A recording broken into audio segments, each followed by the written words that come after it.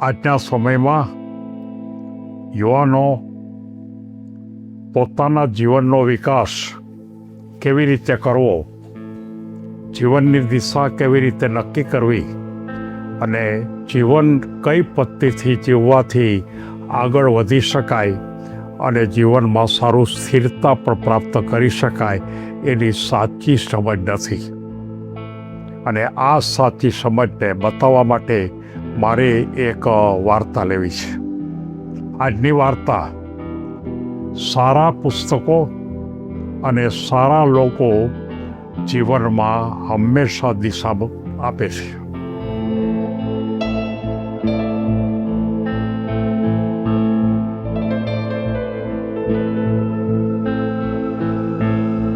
મિત્રો, સમાજની અંદર આપણી જે દિશા મળે છે એમાં સૌથી અગત્યની બે બાબતો છે. એક સારા પુસ્તકો અને બીજો સારા લોકોનો સહવાસ. રમેશ નામનો યુવાન પોતાના કાર્યક્ષેત્રની અંદર એટલે કે અભ્યાસ કરતો હતો. અભ્યાસની સાથોસાથ એના પોતાના જીવનની અંદર મિત્રો અને એ મિત્રો પણ પોતાની રીતે આ અભ્યાસ પણ કરતા હતા. અભ્યાસની અંદર પૂર્ણ રીતે નિયમિત રીતે અભ્યાસ કરે, રોજે રોજનું કામ પણ કરે, તૈયારી પણ પૂરેપૂરી કરે અને આ જ રીતે એનો અભ્યાસ ધીમે ધીમે કોલેજમાં આગળ વધતો હતો. એના માર્ક પણ સારા આવતા, તેજસ્વી પણ કારકિર્દી હતી અને એ રીતે ધીમે એ લગભગ છેલ્લા વર્ષમાં પહોંચે છે. પણ છેલ્લા વર્ષમાં પહોંચ્યા પછી માત્ર એની પાસે આ અભ્યાસની ડિગ્રી હમણાં તરતમાં મળશે અને બીજી કોઈ લાયકાત એની પાસે નહોતી.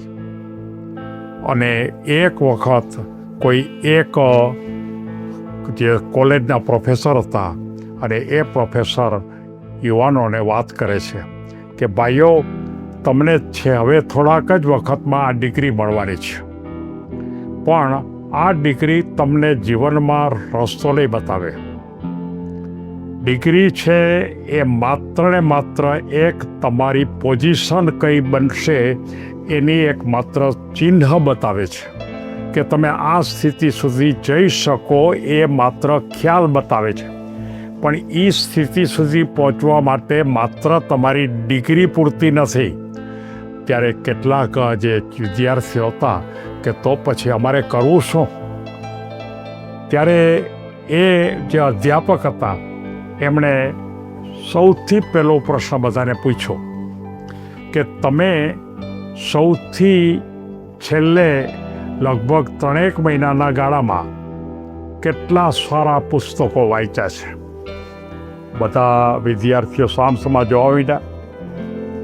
ત્યારે બધાએ એમ કીધું કે સાહેબ, પરીક્ષા અમારી ચાલતી હોય ને અત્યારે બોર્ડની પરીક્ષા હોય તો હવે બીજા પુસ્તકો ક્યાંથી વાંચીએ? ત્યારે એ અધ્યાપક એમ કહે છે કે બોર્ડની પરીક્ષાનો અભ્યાસ કરવો જોઈએ, મહેનત કરવી જોઈએ, માર્ક લાવવા જોઈએ, એ વાત 100% સાચી છે. પણ સાથોસાથ તમારા જીવનને દિશા બતાવી શકે એવા પુસ્તકો પણ તમારે થોડા વાંચવા જોઈએ. કંઈ વાંધો નહીં, હજી તમે આગળ માસ્ટર ડિગ્રી કરશો, ગ્રેજ્યુએશન કર્યું, હવે માસ્ટર ડિગ્રી કરશો અને એ 2 વર્ષના ગાળામાં તમારા અભ્યાસની સાથે તમે સારા પુસ્તકો વાંચવા માટેનો પણ સમય નક્કી કરજો. અને રોજ તમે ઓછામાં ઓછું 1 થી 1.5 કલાક સારા પુસ્તકો વાંચો. અને સારા પુસ્તકો છે એ આપણને જીવવા માટેની દિશા બતાવે છે. સારા પુસ્તકો છે એ આપણા મનને એકદમ શુદ્ધ કરે છે. સારા પુસ્તકો છે એ આપણી પવિત્રતા ઊભી કરે છે. અને સારા પુસ્તકો છે એ આપણા સંબંધોને પણ વિકસાવે છે, આપણા વ્યવસાયને પણ સારો કરે છે. એટલે કે તમારે માસ્ટર ડિગ્રીમાં તમે પહોંચો ત્યારે 2 વર્ષના ગાળામાં તમારે પોતાએ ઓછામાં ઓછા વર્ષમાં તમારે 20 થી 25 પુસ્તકો સારા વાંચવા જોઈએ. અને એ જ રીતે બીજા વર્ષમાં પણ એટલા વાંચવા જોઈએ. ત્યારે એક વિદ્યાર્થીએ ઊભા થઈને પૂછ્યું કે માત્ર ને માત્ર પુસ્તકો વાંચવાથી અમને દિશા મળી જશે? ત્યારે અધ્યાપક એમ કહે છે ના, માત્ર ને માત્ર ખાલી પુસ્તકો વાંચવાથી જ મળી જાય એવું નથી, આ એક રસ્તો છે. તો કે હવે પછી તો શું કરવું વધારાનું? તો કે બીજો રસ્તો એ છે કે તમે સારા માણસોનો સંપર્ક કરો. તમારા વર્તુળમાં સારા માણસો, સારા વિચારવાળા, ઉત્તમ વિચારવાળા, પવિત્ર માણસો જે સમાજને ઉપયોગી હોય, જે ખરેખર પોતાના કુટુંબમાં પણ સારી રીતે રહેતા હોય અને પોતાના જીવનમાં પણ એકદમ સારી રીતે, જેને આપણે સાદી ભાષામાં સજ્જન વ્યક્તિ કહીએ છીએ. તમારા ગ્રુપમાં વધારેમાં વધારે સજ્જન વ્યક્તિને સાથે રાખો. શક્ય ત્યાં સુધી ખરાબ વિચારનારા દુર્જનોને તમે દૂર રાખો. અને તમે જો આ 2 વર્ષની અંદર, એટલે હવે પછીના 2 વર્ષમાં વધારેમાં વધારે આવા લોકોનો સંસર્ગ રાખશો તો પણ તમને એક બહુ મોટો ફાયદો થશે. ત્યારે અધ્યાપકને ફરીવાર યુવાનો પૂછે છે કે આ 2 વાત પૂરતી બનશે? ત્યારે ખરેખર આ અધ્યાપકે એમ કીધું કે હજી રસ્તાઓ તો બીજા કેટલાય કહેવાના છે, પણ હવે મારે તમને કહેવાનું નથી.